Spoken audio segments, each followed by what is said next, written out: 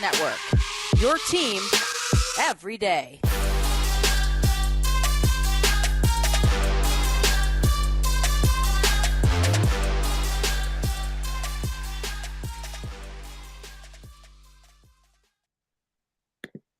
Thank you. Welcome to the Locked On Wizards podcast. It's your host, Ed Oliver, and part 2 of our draft series with Mavs Draft. Just want to thank you guys for making Locked On Wizards your first listen every day. We are free and available wherever you get podcasts. So, Mavs, how are you feeling, man? Long time no see. Hey, it's been a minute. I'm excited to talk about my territory, the Big 12. Right. So, yeah, we're going to get into the Big 12. We're going to talk about more guys who are potential suitors or realistic spots for the Wizards at pick 10. Hopefully they can get some luck in the lottery. We decided not to really talk about, the Jaden Ivies of the world and Paolo and Chat. So we're just going to get to some of those guys in the later part of the lottery. But I just want to start off once again with the Big 12. Baylor has a couple of guys that are in that 10 to 20 range. We're going to start off with Kendall Brown, super athletic. Personally, I'm not the biggest fan of him for the Wizards. I do see, if he went to the Thunder, I feel like he would have time to develop. But with the Wizards, our picks, as you can see with Denny and Rui and Kispert and Bradley Beal, we're on Bradley Beal's timeline. So it's kind of like the pick that we get, they have to hit the ground running. What's your thoughts on Kendall Brown? Yeah, I actually love Kendall Brown, but I probably share the same feelings about him on the Wizards. I really hadn't thought about that before coming on here. I was just thinking about him in a vacuum because I do like him. But the Wizards are kind of in the same situation the Orlando Magic are in a way. I should have phrased that differently because they're not at all. But the way that the Magic have built up this entire guard roster, they really can't draft Jaden Ivey now, for example. The same way the Wizards have built up so many forwards now over the last years. They're really struggling to actually be able to take a forward unless it's completely unique to the rest of the roster and that it's like I don't know, if they got Jabari Smith, you take him. But with Kendall Brown, he's a great cutter, incredible defender. I think he's going to be a good passer. The jump shot is an issue. He's scared to take a jump shot, but he is smart with the shots he takes. I think there's something to say about his defense and feel for the game and passing. But also, I might have just described Denny Abdia. So there's that. Right. Yeah. So what about it? Do you think his shot is fixable? Because the Wizards were dead last this year in 3-pointers made. And the year before that, we weren't good in field goal percentage with threes either. So if the Wizards did draft him at pick 10 or 9 or 11, whatever pick they do get, how do you see him fitting in with the Wizards? And just personally, how do you think his shot is fixable? And what about his form do you think is kind of off? Yeah, the form is kind of weird. He brings it really far back into his chest almost. It's not like he shoots behind his head. The release is kind of okay. It's a little bit low. But he brings the ball I don't know how to do this without a ball in my hands, but he kind of brings it back into his chest and it feels like my elbow feels uncomfortable just demonstrating this. So it feels like maybe he just needs to smoothen it out, get something that's a little bit more comfortable and not compact like that, because he has long arms and I think that might hinder his shot a little bit. And then also his guide hand moves a little bit too much, and the jump shot's a huge pet peeve of mine. But the touch is there. He shot around 70% from the line. That's right around the bar for good or bad. Free throw shooter to project up to 3-point percentage. I think it's fixable. It's going to be a long time though for him.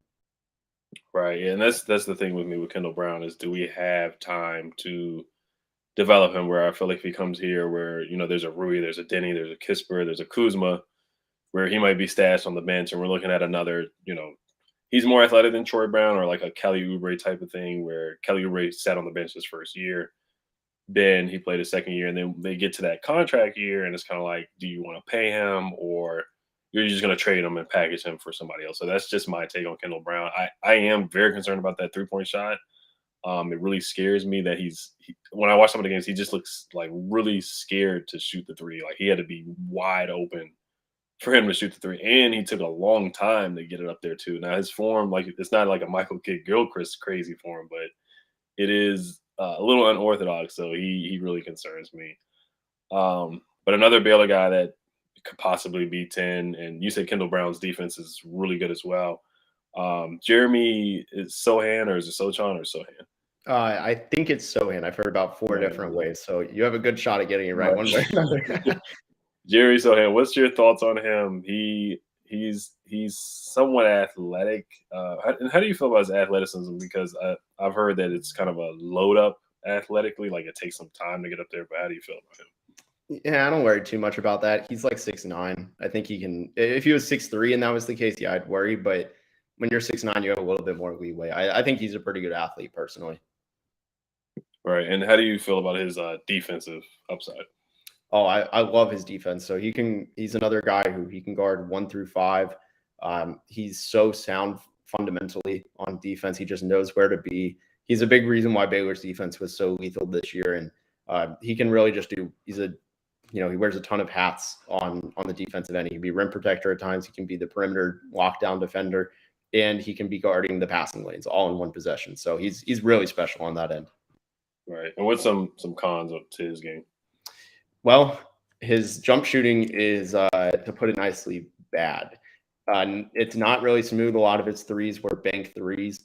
He shot 30% from 3 and an abysmal 59% from the line. And the 59% scares me because free throw percentage is generally the best indicator for a guy when the 3-point percentage is mediocre.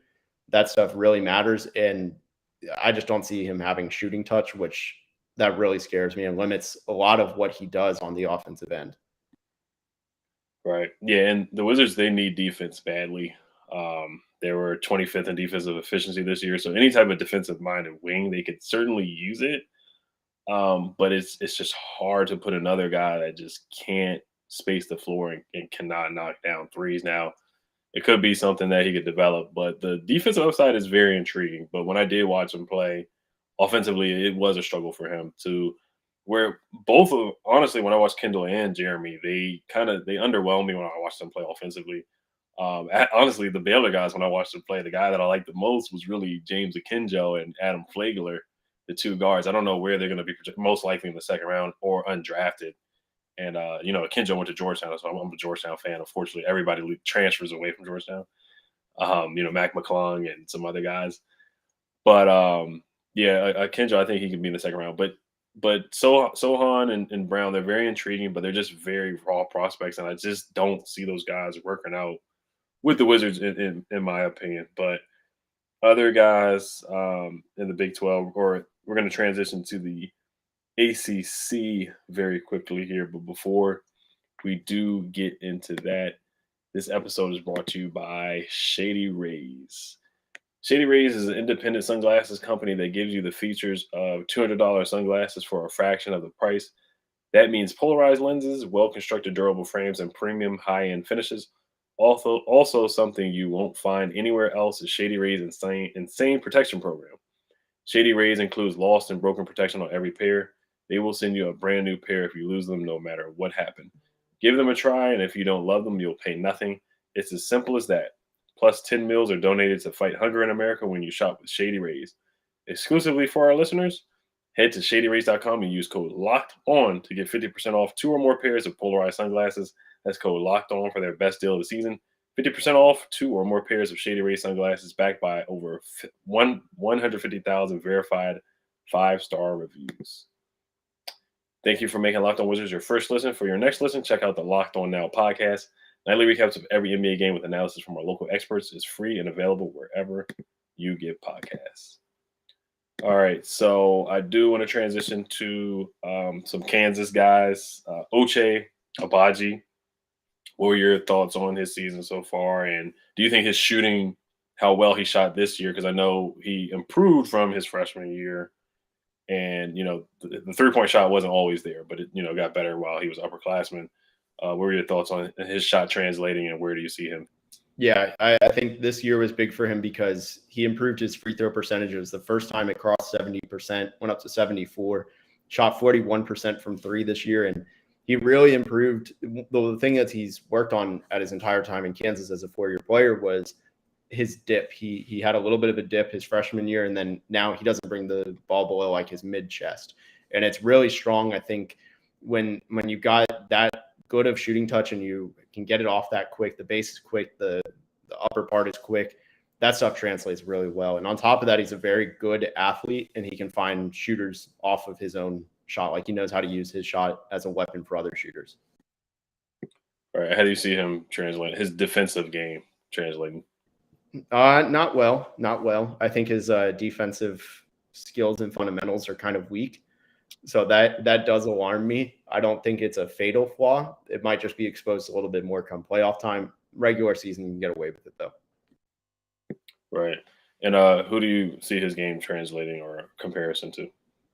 Yeah, some guys I put as comparisons. It's shades of all of these guys. There's really no one-to-one. I think the best that I put is Terrence Ross. That's probably the best case scenario for him in terms of just being a flamethrower that can play defense. But he has a lot of shades of some Desmond Bane to him with the shooting ability. Ben McLemore is an absolute worst case scenario. I probably shouldn't even have thrown that around. But that's just like if everything goes wrong. And then Gerald Green with a little bit more consistency would be another guy I'd throw out there as. Yeah, I love the athleticism. I mean, the Big 12 semifinal game, I want to say, where they did the inbounds pass and he just goes up there and gets it with one hand, the alley-oop. I love that. I think he will be a good pick at pick 10 or pick 9 for the Wizards. I mean, I know he's upperclassman, so some GMs, they kind of stick their nose up at that. But Tommy Shepard, Corey Kispert was a senior. Rui was older. So I think that's a guy that Tommy Shepard would definitely look at. And he can knock down the three, like you said. Ben McLemore, at worst. And, Ben McLemore's had somewhat of a Ben McLemore didn't play as good as his draft pick, but, it was pick number 3. But, he's been okay coming off the bench, just knocking down threes, been a 3-and-D guy. I think Ochai could definitely certainly be a good 3-and-D player, like a Robert Covington, just coming out, knock down threes and come in there. So I actually like his fit with the Wizards. I think he would be a solid pick. It wouldn't be the quote unquote sexiest crazy pick, but I think he would come in and fill a role like what Corey Kispert is doing. A very low, a high floor, low ceiling kind of guy. Another guy who is probably going to go in the second round is Christian Braun. Or where do you see Christian Braun going? Yeah, I think he's early second round. He's intriguing because he's like 6'8", has a high motor, really good rebounder, just has a nose for the ball. His jump shot's pretty projectable, kind of the opposite of Ochai actually with that shot. He has a crazy dip in his shot, but he still gets it off over defenses. So there's a lot to like with him in terms of the tools. Definitely. He can shoot the ball as well. He's super athletic. Yeah, he can. He loves those transition finishes. My main concern with him though is like he premeditates a lot of what he does. Like if you watch especially in transition, if he thinks he can get to the rim and score, he's not passing. Like there's no way he goes, oh crap, I can't score. He goes, all right, I'm going to try and draw a foul or something. Like he doesn't really change his plans, which that's my big concern for him. Everything else really checks out, but boy, that's it. Right. All right. So we're going to move on to the ACC. There's a few guys that I do think the Wizards could definitely take a look at that I want, people to get more knowledgeable about. But before we do get to that, this episode is brought to you by Built Bar. Have you tried the Puffs? If you haven't, you're missing out on one of Built Bar's best tasting bars. Puffs are the first ever protein-infused marshmallow. They're fluffy, they're marshmallowy. They're not just a protein bar, they're a treat, and they're covered in 100% real chocolate. All Built Bars are covered in 100% real chocolate. Yes, Puffs included, 100% real chocolate. Low calorie, high protein. Replace your candy bars with these. They are better. A typical candy bar can be anywhere from 200 to 300 calories. Go to Built.com and scroll down to the macros chart. You'll be blown away. High protein, low cal, high fiber, and low carbs. Most Built Bars contain 130 calories, 4 grams of sugar, 4 net carbs, and 17 grams of protein. They got flavors like mint brownie, coconut almond, and new for this month, white chocolate cookies and cream. At Built Bar, they are all about the taste. They make it delicious first, then figure out how to make it healthy. And I don't know how, but they pull it off every time. Go to Built.com, use promo code LOCK15 and get 15% off your order. Use promo code LOCK15 for 15% off at Built.com. All right, so transitioning to the ACC, Blake Wesley out of Notre Dame. Where do you see him at? Do you see him as a 1 or a 2, as a combo guard, or as a combo guard in the NBA? Yeah, I think he's probably a 2, but he can be both. I think if you're trying to fill out in his best lineup, he's probably a shooting guard just because I don't know what his playmaking full-time looks like without a full-on jumper. I think if you're a point guard, you got to have that jump shot. So for me, I'd put him as a 2. Really quick though, good size, great defender, and really good in using screens. And again, like I talked to Ty the other day, like his pick and roll ability is really strong, and ways to score for himself and others is really good out of screens. Right. And what concerns did you see about Blake Wesley's game? Yeah, just that jump shot. I see him airballing too many jumpers. The percentages aren't exactly the best. I'm pulling these up now. 30% from 3, 66% from the line. Actually, it's not the best. It's actually really alarming. So if he can get those numbers improved throughout his career, he might need some time in the G League to work on his jump shot. But if you're looking for just passing and defense, like that's the guy. And one other thing, just to kind of throw in there, I've heard some intel stuff from him. Just around his character and at work ethic. He works ridiculously hard. That's why he's the first one and done from Notre Dame. So if you do value that kind of stuff, and I know a lot of teams do, Blake Wesley could be a riser come draft night. Right. All right. So the Wizards do get lucky. AJ Griffin, how did you feel about his game? I know he didn't have the best Final Four game.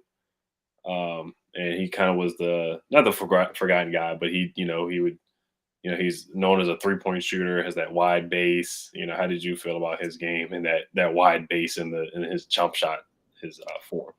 Yeah, I've been a little bit skeptical of that wide base, but I mean, Donovan Mitchell makes it work, so it probably will be fine. It's just a little bit slow. That's the big concern more than the base for me.